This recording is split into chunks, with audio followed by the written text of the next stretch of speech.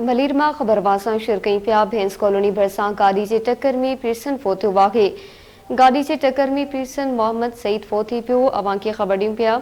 Police पहुंची इलाज पंहिंजी तहवील में वठी अस्पताल मुंतकिल कयो।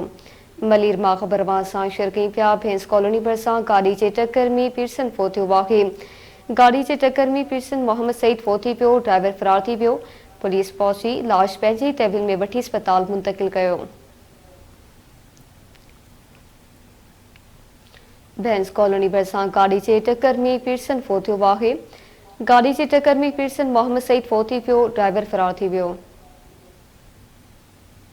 पुलिस पहुंची इलाज पंहिंजी तहवील में वठी अस्पताल मुंतकिल कयो आहे। बाक़ी ख़बर ॾियूं पिया मलीरमा भैंस कॉलोनी भरसा गाड़ी के टक्कर में पिरसन फोतो वाक़े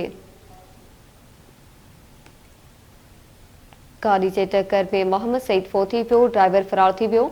पुलिस पहुंची इलाज पंहिंजी तहवील में वठी अस्पताल मुंतकिल कयो।